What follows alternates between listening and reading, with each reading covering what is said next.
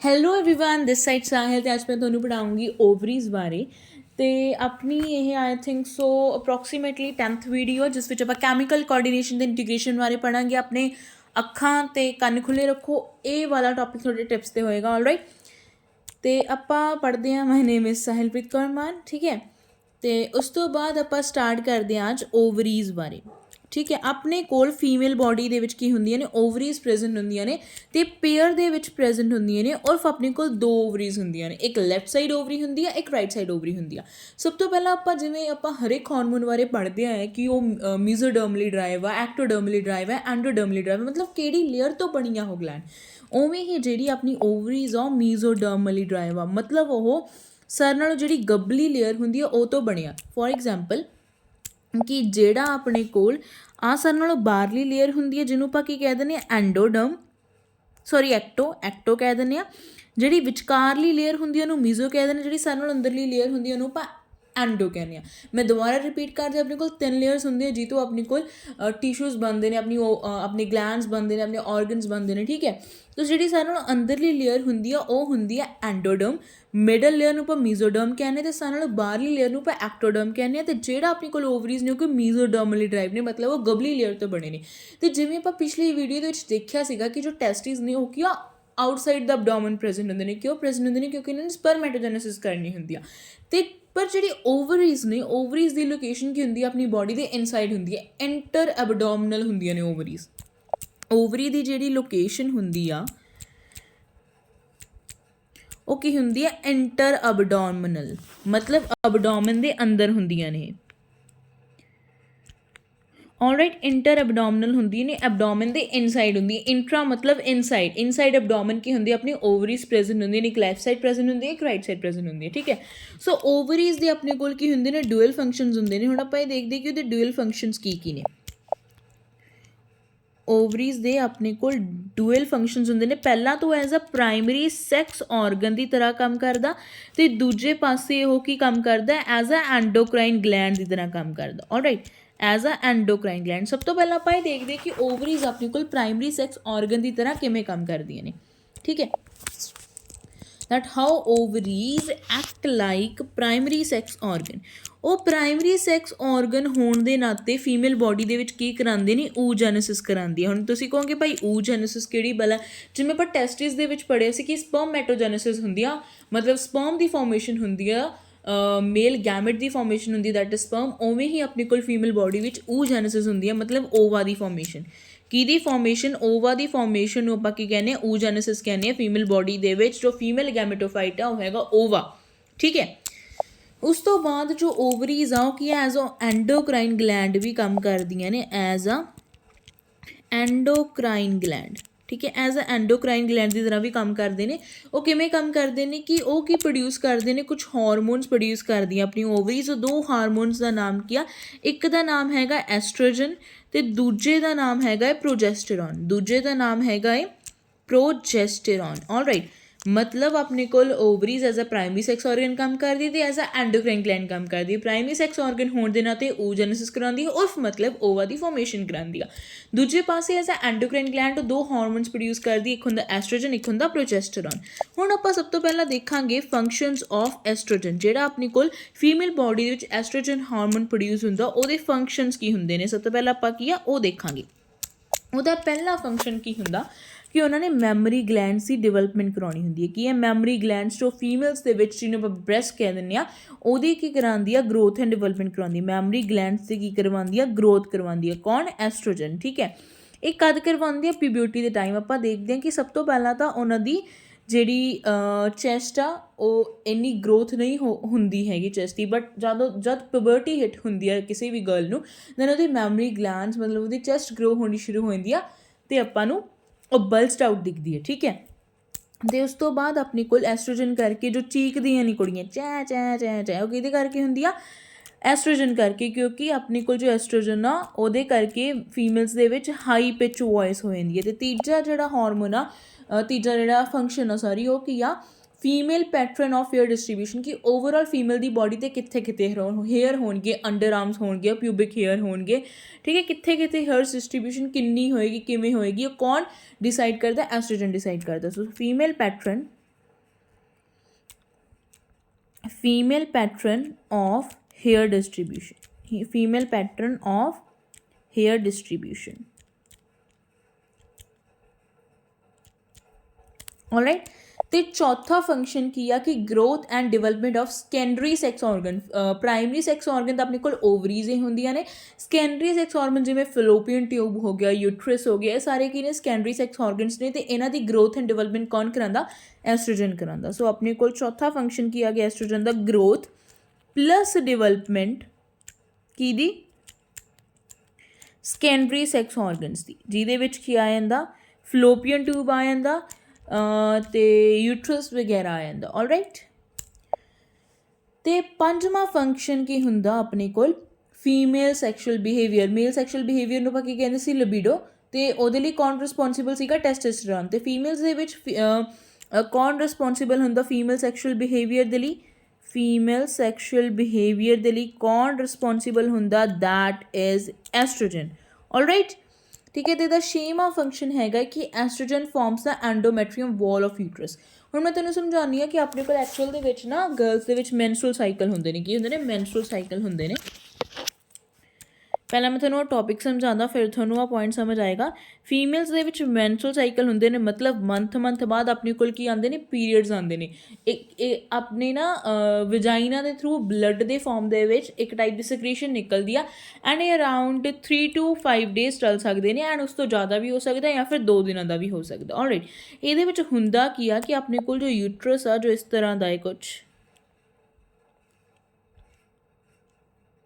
ਠੀਕ ਹੈ, ਐਵੇਂ ਦਾ ਕੁਛ ਹੈਗਾ। ਅਤੇ ਇੱਥੇ ਨਾ ਅੰਦਰ ਕੀ ਹੁੰਦੀ ਆ? ਐਂਡੋਮੈਟਰੀਅਮ ਦੀ ਲੇਅਰ ਹੁੰਦੀ ਆ। ਆ ਕੀ ਆ? ਐਂਡੋਮੈਟਰੀਅਮ ਦੀ ਲੇਅਰ ਆ, ਠੀਕ ਹੈ। ਐਂਡ ਇਹ ਕੀ ਹੋ ਜਾਂਦੀ ਆ? ਇਹ ਪੂਰੀ ਬਲਸਡ ਆਊਟ ਹੋ ਜਾਂਦੀ ਆ, ਮਤਲਬ ਪੂਰੀ ਜ਼ਿਆਦਾ ਨਰਿਸ਼ਡ ਹੋ ਜਾਂਦੀ ਆ। ਕਿਉਂ? ਕਿਉਂਕਿ ਜਿਹੜਾ ਆਪਣੇ ਕੋਲ ਇੱਥੋਂ ਓਵਰੀਜ਼ ਦੇ ਵਿੱਚੋਂ ਓਵਾ ਆਏਗਾ, ਅਤੇ ਫਿਰ ਉਹਨੇ ਜੇ ਇੱਥੇ ਜਾ ਕੇ ਇੰਪਲਾਂਟੇਸ਼ਨ ਕਰਨੀ ਹੋਗੀ, ਮਤਲਬ ਇੱਥੇ ਜਾ ਕੇ ਜੁੜਨਾ ਹੋਏਗਾ, ਅਤੇ ਓਬਵੀਅਸਲੀ ਉਹਨੂੰ ਨਿਊਟ੍ਰੀਸ਼ਨ ਤਾਂ ਚਾਹੀਦਾ ਹੋਏਗਾ। ਫਿਰ ਨਿਊਟ੍ਰੀਸ਼ਨ ਕੌਣ ਪ੍ਰੋਵਾਈਡ ਕਰੂਗਾ? ਆ ਜੋ ਬਲਸਡ ਆਊਟ ਐਂਡੋਮੈਟਰੀਅਮ ਦੀ ਲੇਅਰ ਆ, ਕਿਉਂਕਿ ਇਹੀ ਸਾਰੇ ਨਿਊਟ੍ਰੀਸ਼ਨ ਪ੍ਰੋਵਾਈਡ ਕਰਦੀ ਇੰਪਲਾਂਟੇਸ਼ਨ ਹੋਣ ਦੇ ਲਈ। ਮਤਲਬ ਕੁਸ਼ਨ ਲਾਈਕ ਸਟਰਕਚਰ ਬਣ ਜਾਂਦਾ। ਹੁਣ ਜਿਵੇਂ ਬੇਬੀਆਂ ਨੂੰ ਬੈੱਡ ਤਾਂ ਚਾਹੀਦਾ ਹੋਏਗਾ ਪੂਰਾ ਚੰਗੀ ਤਰੀਕੇ ਨਾਲ, ਹੈ ਨਾ, ਪੂਰਾ ਫਲਫੀ ਟਾਈਪ, ਕੰਫੀ ਟਾਈਪ। ਆਲਰਾਈਟ, ਇਸ ਕਰਕੇ ਬੇਬੀ ਨੂੰ ਕੰਫਰਟ ਕਰਨ ਦੇ ਲਈ ਆਪਣੇ ਕੋਲ ਐਂਡੋਮੈਟਰੀਅਮ ਲੇਅਰ ਆਪਣੇ ਆਪ ਨੂੰ ਕੀ ਕਰ ਲੈਂਦੀ? ਨਿਊਟ੍ਰੀਸ਼ੀਅਸ ਬਣਾ ਲੈਂਦੀ ਆ। ਉਹਦੇ ਵਿੱਚ ਬਲੱਡ ਵੈਸਲਸ, ਬਲੱਡ ਵਗੈਰਾ ਸਾਰਾ ਕੁਝ ਕੀ ਆ? ਨਿਊਟ੍ਰੀਸ਼ਨ ਵਗੈਰਾ ਸਭ ਕੁਝ ਪ੍ਰੈਜ਼ੈਂਟ ਹੁੰਦਾ, ਠੀਕ ਹੈ, ਬੇਬੀ ਦੇ ਲਈ। ਹੁਣ ਜੇ ਓਵਾ, ਹੁਣ ਜਿੱਥੇ ਇੰਪਲਾਂਟੇਸ਼ਨ ਕਿਵੇਂ ਹੋਏਗੀ? ਜੇ ਆਪਣੇ ਕੋਲ ਓਵਾ ਦੇ ਨਾਲ ਆ ਕੇ ਕੀ ਹੋਏਗਾ? ਸਪਰਮ ਐਡ ਹੋਏਗਾ। ਬਟ ਜੇ ਸਪਰਮ ਹੀ ਨਹੀਂ ਆਇਆ ਅਤੇ ਫਰਟੀਲਾਈਜੇਸ਼ਨ ਹੀ ਨਹੀਂ ਹੋਈ, ਦੈਨ ਇੰਪਲਾਂਟੇਸ਼ਨ ਸਵਾਹ ਹੋਣੀ ਆ। ਅਤੇ ਫਿਰ ਇਹਦਾ ਤਾਂ ਕੋਈ ਕੰਮ ਨਹੀਂ ਰਿਹਾ। ਫਿਰ ਆਪਣੇ ਕੋਲ ਕੀ ਹੁੰਦੀ ਆ? ਜਦ ਆਪਣੇ ਕੋਲ ਇੰਪਲਾਂਟੇਸ਼ਨ ਨਹੀਂ ਹੋ ਪਾਉਂਦੀ, ਅਤੇ ਫਿਰ ਆਪਣੇ ਕੋਲ ਕੀ ਹੋ ਜਾਂਦਾ? ਇਹ ਐਂਡੋਮੈਟਰੀਅਮ ਦੀ ਲੇਅਰ ਟੁੱਟ ਜਾਂਦੀ ਹੈ ਅਤੇ ਆਪਣੇ ਕੋਲ ਬਾਹਰ ਨਿਕਲਦੀ ਹੈ in the form of blood. In the form of ਕੀ ਆ? ਬਲੱਡ। ਹਰੇਕ ਮਹੀਨੇ ਐਵੇਂ ਹੁੰਦਾ। ਆਲਰਾਈਟ, ਠੀਕ ਹੈ। ਸੋ ਇਹ ਆਪਣੇ ਕੋਲ ਕੀ? ਐਂਡੋਮੈਟਰੀਅਮ ਦੀ ਲੇਅਰ। ਅਤੇ ਇਹ ਐਂਡੋਮੈਟਰੀਅਮ ਦੀ ਲੇਅਰ ਨੂੰ ਕੌਣ ਬਣਾਉਂਦਾ? ਐਸਟ੍ਰੋਜਨ ਬਣਾਉਂਦਾ। ਸੋ ਉਹਦਾ ਛੇਵਾਂ ਫੰਕਸ਼ਨ ਕੀ ਆ? ਕਿ ਐਸਟ੍ਰੋਜਨ ਫਾਰਮ ਦਾ ਐਂਡੋਮੈਟਰੀਅਮ ਵਾਲ ਆਫ ਯੂਟਰਸ। ਜੋ ਐਂਡੋਮੈਟਰੀਅਮ ਵਾਲ ਹੁੰਦੀ ਹੈ ਯੂਟਰਸ ਦੀ, ਉਹ ਕੌਣ ਬਣਾਉਂਦਾ? ਐਸਟ੍ਰੋਜਨ ਬਣਾਉਂਦਾ। ਕਦੋਂ ਐਂਡੋਮੈਟਰੀਅਮ ਦੀ ਲੇਅਰ ਕਦੋਂ ਬਣਦੀ ਹੈ? ਹਰ ਇੱਕ ਮੈਂਸਟਰੁਅਲ ਸਾਈਕਲ ਦਾ, ਡਿਊਰਿੰਗ ਮੈਂਸਟਰੁਅਲ ਸਾਈਕਲ, ਠੀਕ ਹੈ। ਕਦੋਂ ਬਣਦੀ ਹੈ? ਡਿਊਰਿੰਗ ਹਰ ਇੱਕ ਮੈਂਸਟਰੁਅਲ ਸਾਈਕਲ ਦੇ ਵਿੱਚ। ਆਲਰਾਈਟ, ਠੀਕ ਹੈ। ਅਤੇ ਉਹਦਾ ਅਗਲਾ ਫੰਕਸ਼ਨ ਦੇਖਦੇ ਹਾਂ ਹੁਣ ਆਪਾਂ ਕਿ ਐਸਟ੍ਰੋਜਨ ਦਾ ਲਾਸਟ ਫੰਕਸ਼ਨ ਕੀ ਆ? ਕਿ ਉਹ ਕੀ ਕਰਦਾ? ਇਨਫਲੂਐਂਸ ਕਰਦਾ। ਕਿਹਨੂੰ ਇਨਫਲੂਐਂਸ ਕਰਦਾ? ਉਹ ਓਜੈਨਸਿਸ ਨੂੰ, ਮਤਲਬ ਆਪਣੇ ਕੋਲ ਕਿਹਦੇ ਪ੍ਰੋਸੈਸ ਨੂੰ ਇਨਫਲੂਐਂਸ ਕਰਦਾ? ਓਵਾ ਦੇ ਫਾਰਮੇਸ਼ਨ ਹੋਣ ਨੂੰ ਕੀ ਕਰਦਾ? ਇਨਫਲੂਐਂਸ ਕਰਦਾ। ਇਨਫਲੂਐਂਸ ਦਾ ਪ੍ਰੋਸੈਸ ਆਫ ਓਜੈਨਸਿਸ। ਓਜੈਨਸਿਸ ਕੀ ਹੁੰਦਾ? ਫਾਰਮੇਸ਼ਨ ਆਫ ਓਗੋਨੀਆ ਜਾਂ ਫਿਰ ਓਵਾ। ਆਲਰਾਈਟ, ਇਹ ਆਪਣੇ ਕੋਲ ਕੀ ਸੀਗੇ? ਫੰਕਸ਼ਨ ਸੀਗੇ ਐਸਟ੍ਰੋਜਨ ਦੇ। ਹੁਣ ਆਪਾਂ ਦੇਖਾਂਗੇ ਫੰਕਸ਼ਨਸ ਪ੍ਰੋਜੈਸਟਰੋਨ ਦੇ, ਕਿ ਪ੍ਰੋਜੈਸਟਰੋਨ ਦੇ ਕੀ ਫੰਕਸ਼ਨਸ ਨੇ, ਠੀਕ ਹੈ।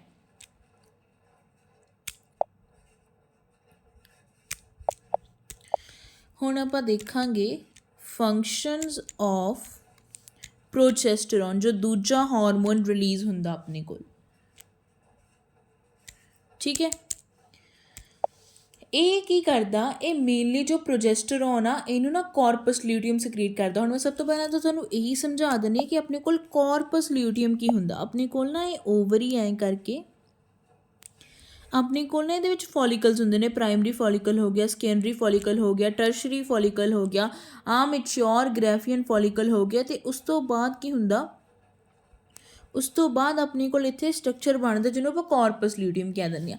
ਠੀਕ ਹੈ, ਐਕਚੁਅਲ ਦੇ ਵਿੱਚ ਹੁੰਦਾ ਕੀ ਆ, ਆਪਣੇ ਕੋਲ ਨਾ ਜਦ ਓਵਿਊਲੇਸ਼ਨ ਹੁੰਦੀ ਆ, just wait a minute,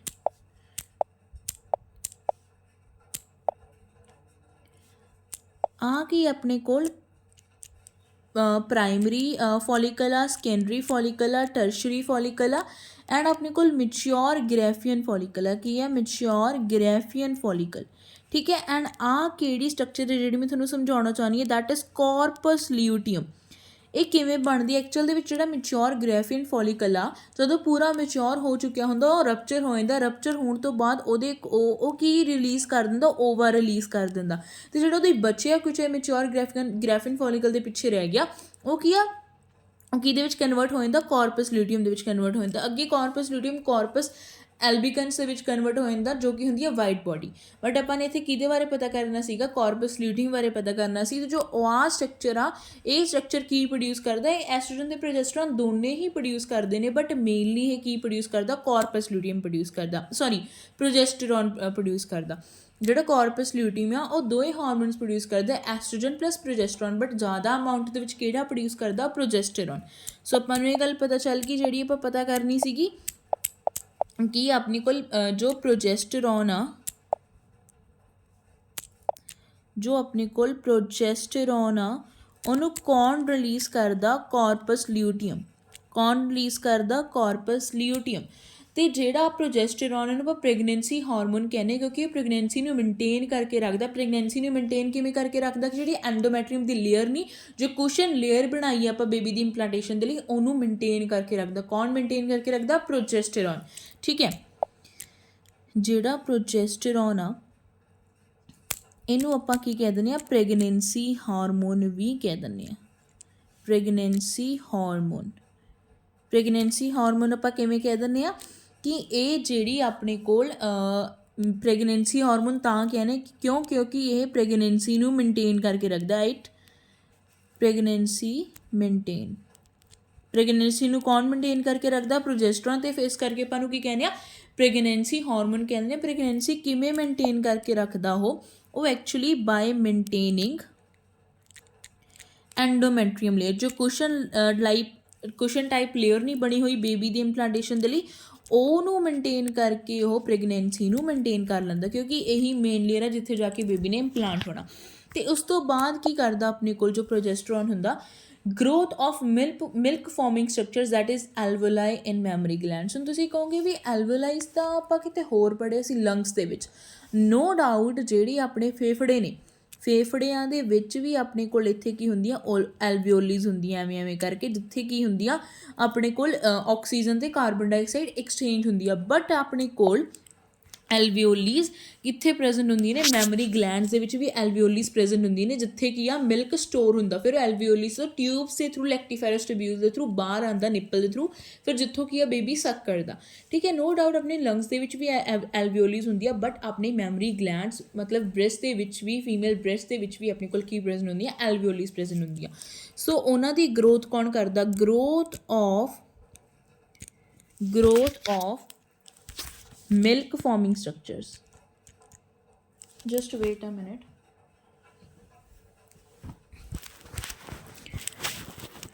growth of milk forming structures। milk forming structures ਕੀ ਹੁੰਦੇ ਨੇ ਆਪਣੇ ਕੋਲ, that is alveoli। ਕਿਹਦੇ ਵਿੱਚ ਹੁੰਦੀ ਆ ਇਹ, ਮੈਮਰੀ ਗਲੈਂਡ ਦੇ ਵਿੱਚ। ਠੀਕ ਹੈ, ਮੈਮਰੀ ਗਲੈਂਡ ਦੇ ਵਿੱਚ ਜੋ ਆਪਣੇ ਕੋਲ ਐਲਵਿਓਲੀਜ਼ ਹੁੰਦੀ, ਉਹਨਾਂ ਦੀ ਗਰੋਥ ਐਂਡ ਡਿਵੈਲਪਮੈਂਟ ਕੌਣ ਕਰਵਾਉਂਦਾ, ਪ੍ਰੋਜੈਸਟਰੋਨ। ਅਤੇ ਉਸ ਤੋਂ ਬਾਅਦ ਇਹਦਾ ਲਾਸਟ ਫੰਕਸ਼ਨ ਕੀ ਆ, ਕਿ ਜਿਹੜਾ ਆਪਣੇ ਕੋਲ ਐਸਟ੍ਰੋਜਨ ਹੁੰਦਾ ਆਪਣੀ memory glands the growth and development ਕਦੋਂ ਕਰਾਉਂਦਾ, ਪਿਬਰਟੀ ਦੇ ਟਾਈਮ। ਬਟ ਜੋ ਪ੍ਰੋਜੈਸਟਰੋਨ ਆ ਉਹ ਮੈਮਰੀ ਗਲੈਂਡਸ ਦੀ ਗਰੋਥ ਪ੍ਰੈਗਨੈਂਸੀ ਦੇ ਦੌਰਾਨ ਕਰਾਉਂਦਾ। ਕਦੋਂ ਕਰਾਉਂਦਾ, ਪ੍ਰੈਗਨੈਂਸੀ ਦੇ ਦੌਰਾਨ। Growth of memory gland, but ਕਦੋਂ, ਡਿਊਰਿੰਗ ਪ੍ਰੈਗਨੈਂਸੀ। ਆਲਰਾਈਟ। ਅਤੇ ਉਸ ਤੋਂ ਬਾਅਦ ਆਪਾਂ ਕੁਛ ਹਾਰਮੋਨਸ ਦੇਖਦੇ ਹਾਂ, ਮਤਲਬ ਇੱਥੇ ਆਪਣਾ ਓਵਰੀਜ਼ ਦਾ ਕੰਸੈਪਟ ਖਤਮ ਹੋ ਜਾਂਦਾ। ਠੀਕ ਹੈ, ਇਹ ਆਪਾਂ ਅਗਲੇ ਵੀਡੀਓ 'ਚ ਦੇਖੀਏ ਕਿ ਇਸ ਵੀਡੀਓ 'ਚ ਦੇਖ ਲੈਂਦੇ ਹਾਂ। ਚਲੋ ਆਪਾਂ ਅਗਲੇ ਵੀਡੀਓ 'ਚ ਪੜ੍ਹਾਂਗੇ ਕਿ ਆਪਾਂ ਹੁਣ ਪੂਰੇ ਐਂਡੋਕਰਾਈਨ ਗਲੈਂਡਸ ਬਾਰੇ ਤਾਂ ਪੜ੍ਹ ਚੁੱਕੇ ਹਾਂ, ਬਟ ਆਪਣੇ ਕੁਝ ਇਹੋ ਜਿਹੇ ਤੁਸੀਂ ਕਹਿ ਲਓ ਕਿ ਔਰਗਨਸ ਨੇ ਜੋ ਆਪਣੇ ਕੋਲ ਕੁਝ ਹਾਰਮੋਨਸ ਰਿਲੀਜ਼ ਕਰਦੇ ਨੇ, ਜੋ ਆਪਣੀ ਬੋਡੀ ਦੇ ਅੰਦਰ ਫੰਕਸ਼ਨ ਪਰਫਾਰਮ ਕਰਦੇ ਨੇ, ਜਿਵੇਂ ਕਿ ਹਾਰਟ ਹੋ ਗਿਆ, ਕਿਡਨੀ ਹੋ ਗਈ, ਠੀਕ ਹੈ। ਹਾਰਟ ਅਤੇ ਕਿਡਨੀ ਦੇ ਕੁਝ ਇਹੋ ਜਿਹੇ ਹਾਰਮੋਨਸ ਨੇ ਜੋ ਆਪਣੀ ਬੋਡੀ ਦੇ ਅੰਦਰ ਕੀ ਕਰਦੇ ਨੇ। ਆਲਰਾਈਟ, ਉਹ ਆਪਾਂ ਅਗਲੀ ਵੀਡੀਓ 'ਚ ਪੜ੍ਹਾਂਗੇ। ਅਤੇ ਹੁਣ ਮੈਂ ਤੁਹਾਨੂੰ ਇੱਕ ਡਾਇਗਰਾਮ ਦਿਖਾ ਦਾਂ ਓਵਰੀਜ਼ ਦੀ, ਜੋ ਮੈਂ ਸੇਵ ਕਰਕੇ ਰੱਖੀ। ਉਸ ਤੋਂ ਬਾਅਦ ਮੈਂ ਨੋਟਸ ਤੋਂ ਵੀ ਪੜ੍ਹਾਉਂਗੀ, ਨੋ ਡਾਊਟ। ਕਿੱਥੇ ਸੇਵ ਕੀਤੀ ਸੀ, ਆ ਰਹੀ। ਇਹ ਮੈਂ ਤੁਹਾਨੂੰ ਹੁਣ ਇੱਥੇ ਪੂਰਾ ਸਟਰਕਚਰ ਹੀ ਸਮਝਾ ਦਿੰਦੀ ਹਾਂ। ਇਹ ਐਕਚੁਅਲ ਦੇ ਵਿੱਚ ਹੈ ਕੀ, ਕਿਹੜਾ ਕਲਰ ਚੂਜ਼ ਕਰੀਏ ਜੋ ਇੱਥੇ ਦਿਖ ਜੇ।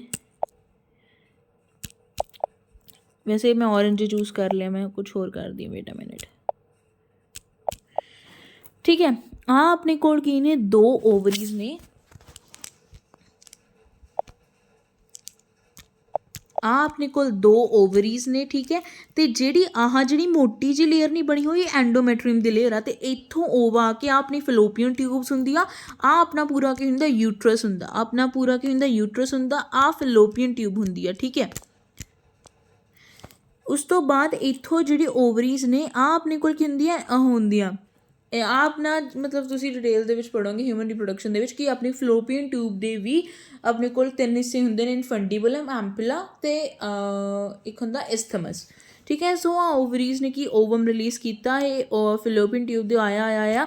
ਜੇ ਫਰਟੀਲਾਈਜੇਸ਼ਨ ਹੋ ਗਈ ਦੈਨ ਜਿਹੜਾ ਜ਼ਾਇਗੋਟ ਹੋਏਗਾ ਇੱਥੇ ਆ ਕੇ ਕੀ ਹੋਏਗਾ, ਇੰਪਲਾਂਟ ਹੋਏਗਾ। ਬਟ ਜੇ ਫਰਟੀਲਾਈਜੇਸ਼ਨ ਨਹੀਂ ਹੋਈ ਦੈਨ ਐਂਡੋਮੈਟਰੀਅਮ ਦੀ ਲੇਅਰ ਨੇ ਸ਼ੈਟ ਡਾਊਨ ਹੋ ਜਾਣਾ, ਦੇ ਸ਼ੈਟ ਡਾਊਨ ਹੋ ਕੇ ਬਾਹਰ ਨਿਕਲ ਜਾਣਾ ਇਨ ਦਾ ਫਾਰਮ ਆਫ ਬਲੱਡ, ਠੀਕ ਹੈ। ਇੰਨੀ ਗੱਲ ਸਮਝ ਆ ਗਈ ਕਿ ਆਹ 2 ਆਪਣੇ ਕੋਲ ਓਵਰੀਜ਼ ਨੇ, ਆਹ ਫਲੋਪੀਅਨ ਟਿਊਬ ਆ, ਯੂਟਰਸ ਆ, ਐਂਡੋਮੈਟਰੀਅਮ ਦੀ ਲੇਅਰ ਆ, ਆਹ ਸਰਵਿਕਸ ਹੁੰਦਾ। ਐਂਡ ਬਾਹਰਲੀ ਸਾਈਡ ਜੋ ਆਪਾਂ ਨੂੰ ਦਿਖਦਾ ਉਹਨੂੰ ਵਜਾਈਨਾ ਕਹਿੰਦੇ ਆ, ਠੀਕ ਹੈ। ਐਂਡ ਜੋ ਆਪਣੇ ਕੋਲ ਵਜਾਈਨਾ ਹੁੰਦਾ ਅਤੇ ਸਰਵਿਕਲ ਕਨਾਲ ਹੁੰਦੀ ਆ, ਉਹ ਦੋਵੇਂ ਮਿਲ ਕੇ ਕੀ ਬਣਾਉਂਦੇ ਨੇ, ਬਰਥ ਕਨਾਲ ਬਣਾਉਂਦੇ ਨੇ, ਜਿੱਥੋਂ ਬੇਬੀ ਬਰਸਟ ਆਊਟ ਹੁੰਦਾ, ਬਾਹਰ ਆਉਂਦਾ, ਠੀਕ ਹੈ। ਬਸ ਇਹੀ ਤੁਹਾਨੂੰ ਯਾਦ ਰੱਖਣ ਦੀ ਲੋੜ ਆ, ਹੋਰ ਤੁਸੀਂ ਕੁਛ ਵੀ ਯਾਦ ਨਹੀਂ ਰੱਖਣਾ। ਅਤੇ ਮੈਂ ਤੁਹਾਨੂੰ ਹੋਰ ਡਾਇਗਰਾਮ ਦਿਖਾਉਣੀ ਆ, ਆਹ ਵਾਲੀ,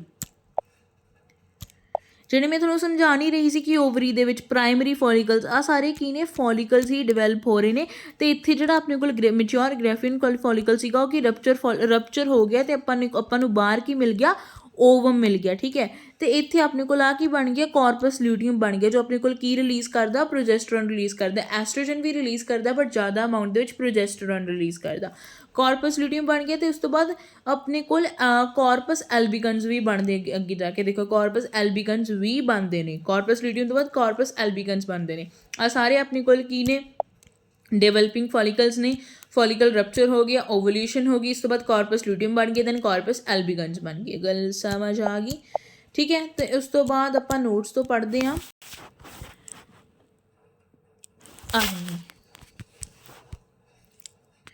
ਹੁਣ ਜਿਹੜੀ ਆਪਣੇ ਕੋਲ ਓਵਰੀ ਆ ਕਿ ਮੀਜ਼ੋਡਰਮਲੀ ਡਰਾਈਵ ਦੀ ਲੋਕੇਸ਼ਨ ਕਿ ਅਬਡੋਮਨ ਦੇ ਅੰਦਰ ਹੁੰਦੀ ਹੈ, ਟੈਸਟਿਸ ਦੀ ਬਾਹਰ ਹੁੰਦੀ ਹੈ, ਬਟ ਓਵਰੀਜ਼ ਅੰਦਰ ਹੁੰਦੇ, ਇੱਕ ਲੈਫਟ ਸਾਈਡ ਇੱਕ ਰਾਈਟ ਸਾਈਡ 'ਤੇ ਪੇਅਰ ਦੇ ਵਿੱਚ ਪ੍ਰੈਜ਼ੈਂਟ ਹੁੰਦੀਆਂ ਨੇ। ਓਵਰੀਜ਼ ਦਾ ਡਿਊਅਲ ਫੰਕਸ਼ਨ ਹੁੰਦਾ ਕਿ as a primary sex organ ਕੰਮ ਕਰਦੀ, ਕਿ ਐਜ਼ ਅ ਐਂਡੋਕਰਾਈਨ ਗਲੈਂਡ ਕੰਮ ਕਰਦੀਆਂ। ਪ੍ਰਾਇਮਰੀ ਸੈਕਸ ਆਰਗਨ ਦੇ ਹੋਣ ਦੇ ਨਾਤੇ ਓਜੈਨੇਸਿਸ ਕਰਾਉਂਦੀਆਂ, ਮਤਲਬ ਓਵਾ ਦੀ ਫਾਰਮੇਸ਼ਨ ਕਰਾਉਂਦੀਆਂ। ਕਿਹਦੀ, ਓਵਾ ਦੀ ਫਾਰਮੇਸ਼ਨ ਕਰਾਉਂਦੀਆਂ ਨੇ, ਠੀਕ ਹੈ। ਅਤੇ ਦੂਜੇ ਪਾਸੇ ਕੀ ਆ ਗਿਆ, ਆਪਣੇ ਕੋਲ ਐਂਡੋਕਰਾਈਨ ਗਲੈਂਡ ਦੀ ਤਰ੍ਹਾਂ ਕੰਮ ਕਰਦੀ, ਮਤਲਬ 2 ਹਾਰਮੋਨਸ ਰਿਲੀਜ਼ ਕਰਦੇ, ਇੱਕ ਐਸਟ੍ਰੋਜਨ ਅਤੇ ਇੱਕ ਪ੍ਰੋਜੈਸਟਰੋਨ, ਠੀਕ ਹੈ। ਇਹ ਆਪਣੇ ਕੋਲ ਆਪਾਂ ਦੇਖਾਂਗੇ ਫੰਕਸ਼ਨਸ ਆਫ ਐਸਟ੍ਰੋਜਨ, ਕਿ ਐਸਟ੍ਰੋਜਨ ਦੇ ਕੀ ਫੰਕਸ਼ਨਸ ਨੇ। ਐਸਟ੍ਰੋਜਨ ਦਾ ਪਹਿਲਾ ਫੰਕਸ਼ਨ ਹੈਗਾ ਕਿ ਮੈਮਰੀ ਗਲੈਂਡਸ ਦੀ ਗਰੋਥ ਕਰਾਉਂਦਾ। ਕਦੋਂ, ਪਿਊਬਰਟੀ ਦੇ ਟਾਈਮ। ਪਿਊਬਰਟੀ ਜਦ ਗਰਲਸ ਦੇ ਵਿੱਚ ਹਿੱਟ ਹੁੰਦੀ, ਉਸ ਤੋਂ ਬਾਅਦ ਉਹਨਾਂ ਦੀ ਚੈਸਟ ਬਰਸਟ ਆਊਟ ਹੋਣੀ ਸ਼ੁਰੂ ਹੋ ਜਾਂਦੀ ਹੈ, ਕਿਸ ਹਾਰਮੋਨ ਕਰਕੇ, ਐਸਟ੍ਰੋਜਨ ਕਰਕੇ। ਇਸ ਤੋਂ ਬਾਅਦ ਜਿਹੜੀ ਚੀਕਦੀਆਂ ਨੇ ਕੁੜੀਆਂ, ਚੈਂ ਉਹ ਕਿਹਦੇ ਕਰਕੇ ਹੁੰਦੀ ਆ, ਐਸਟ੍ਰੋਜਨ ਕਰਕੇ। ਅਤੇ ਉਸ ਤੋਂ ਬਾਅਦ ਆਪਣੇ ਕੋਲ ਜੋ ਫੀਮੇਲਸ ਦੀ ਹੇਅਰ ਡਿਸਟਰੀਬਿਊਸ਼ਨ ਆ, ਉਹਨਾਂ ਦੀ ਬੋਡੀ 'ਤੇ ਓਵਰਆਲ ਹੇਅਰ ਕਿੱਥੇ ਹੋਣਗੇ ਅਤੇ ਕਿੰਨੇ ਹੋਣਗੇ, ਅੰਡਰ ਆਰਮਸ ਵਿੱਚ, ਪਿਊਬਿਕ ਏਰੀਆ ਦੇ ਵਿੱਚ। ਜੇ ਤੁਹਾਨੂੰ ਪਿਊਬਿਕ ਏਰੀਆ ਨਹੀਂ ਪਤਾ ਕਿ ਜੋ ਆਪਣਾ ਪ੍ਰਾਈਵੇਟ ਪਾਰਟ ਹੁੰਦਾ ਗਰਲਸ ਦਾ, ਉਹਨੂੰ ਆਪਾਂ ਪਿਊਬਿਕ ਏਰੀਆ ਕਹਿ ਦਿੰਦੇ ਹਾਂ, ਠੀਕ ਹੈ। ਉੱਥੇ ਕਿੰਨੇ ਆਪਣੇ ਕੋਲ ਹੇਅਰ ਪ੍ਰੈਜ਼ੈਂਟ ਹੋਣਗੇ। ਐਂਡ ਫੀਮੇਲ ਸੈਕਸ਼ੁਅਲ ਬਿਹੇਵੀਅਰ ਨੂੰ ਵੀ ਕੌਣ ਡਿਫਾਈਨ ਕਰਦਾ, ਆਪਣੇ ਕੋਲ ਐਸਟ੍ਰੋਜਨ ਡਿਫਾਈਨ ਕਰਦੇ ਨੇ। ਅਤੇ ਐਸਟ੍ਰੋਜਨ ਕੀ ਕਰਦਾ, ਐਂਡੋਮੈਟਰੀਅਮ ਦੀ ਲੇਅਰ ਨੂੰ ਬਣਾਉਂਦਾ। ਜੋ ਆਪਣੇ ਕੋਲ ਆ ਹੁਣੇ ਲੇਅਰ ਦੇਖ ਕੇ ਆਇਆ ਐਂਡੋਮੈਟਰੀਅਮ ਦੀ, ਆਹ ਵਾਲੀ ਥਿਕ ਲੇਅਰ ਜਿੱਥੇ ਇੰਪਲਾਂਟੇਸ਼ਨ ਹੋਣੀ ਹੁੰਦੀ ਆ, ਉਹਨੂੰ ਥਿਕ ਬਰਸਟ ਆਊਟ ਕੌਣ ਬਣਾਉਂਦਾ, ਐਸਟ੍ਰੋਜਨ ਬਣਾਉਂਦਾ, ਤਾਂ ਕਿ ਇੰਪਲਾਂਟੇਸ਼ਨ ਹੋ ਸਕੇ ਕਿਹਦੀ, ਜ਼ਾਇਗੋਟ ਦੀ। ਬਟ ਜੇ ਇੰਪਲਾਂਟੇਸ਼ਨ ਨਹੀਂ ਹੁੰਦੀ ਦੈਨ ਉਹ ਕੀ ਹੁੰਦਾ, ਆਪਣੇ ਕੋਲ ਫਿਰ ਉਹ ਮੈਂਸਿਸ ਦੇ ਵਿੱਚ, ਮਤਲਬ ਮੈਂਸਟਰਲ ਸਾਈਕਲ ਦੇ ਵਿੱਚ ਕਨਵਰਟ ਹੋ ਜਾਂਦਾ, ਮੈਂਸਟਰੇਸ਼ਨ ਹੋ ਜਾਂਦੀ, ਪੀਰੀਅਡਸ ਹੋ ਜਾਂਦੀ। ਕਿਉਂਕਿ ਜੇ ਫਰਟੀਲਾਈਜੇਸ਼ਨ ਨਹੀਂ ਹੋਏਗੀ ਦੈਨ ਇੰਪਲਾਂਟੇਸ਼ਨ ਖਾਕ ਹੋਏਗੀ। ਕਿ ਜੇ ਇੰਪਲਾਂਟੇਸ਼ਨ ਹੀ ਨਹੀਂ ਹੋਈ ਦੈਨ ਉਹ ਐਂਡੋਮੈਟਰੀਅਮ ਲੇਅਰ ਨੇ ਕੀ ਕਰਨਾ, ਰਪਚਰ ਹੋ ਜਾਣਾ, ਤਾਂ ਉਹਨੇ ਬਾਹਰ ਸ਼ੈਡ ਆਊਟ ਹੋ ਜਾਣਾ ਇਨ ਦੀ ਫਾਰਮ ਆਫ ਬਲੱਡ, ਜਿਹਨੂੰ ਆਪਾਂ ਪੀਰੀਅਡਸ ਕਹਿੰਦੇ ਹਾਂ, ठीक है। उस तो बाद अपने को की इन्फ्लुएंस करता जो एस्ट्रोजन oogenesis करांदा, oogenesis मतलब ओवा की फॉर्मेशन करांदा। ठीक है। एक इहदी होर आ ਉਹ ਹੋਏਗੀ ਇੱਥੇ ਕਿਤੇ, जस्ट वेट अ मिनट, आ रही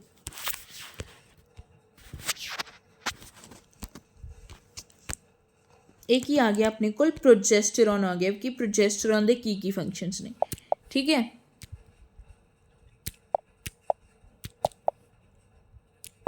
प्रोजेस्टेरॉन की करता मेनली कौन सिक्रीट करता, कॉर्पस ल्यूटियम जो आप देखा सी कि जो मिच्योर ग्रैफिन फॉलिकल है जब रप्चर हो जाता ओवल्यूशन कर लेंदा, ओवम अपन मिल जाता, जो बचा कुचा ग्रैफिन फॉलिकल होंदा वो कॉर्पस ल्यूटियम के कन्वर्ट हो जाता, ਜਿਹੜਾ कॉर्पस ल्यूटियम अगे कॉर्पस एल्बिकन्स के कन्वर्ट होता जो वाइट बॉडी होंगी। बस अपने पता नहीं चाहिए कि कॉर्पस ल्यूटियम अपने को एस्ट्रोजन ते प्रोजेस्टेरॉन दोनों रिलीज़ करता, बट ज़्यादा अमाउंट किनू रिलीज़ करता, प्रोजेस्टेरॉन।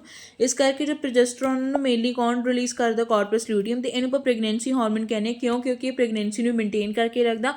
प्रेगनेंसी में मेनटेन किमें करता, एंडोमैट्रियम की लेयर में मेनटेन करके रखता जिथे इंप्लांटेशन होनी होंगी है बेबी की।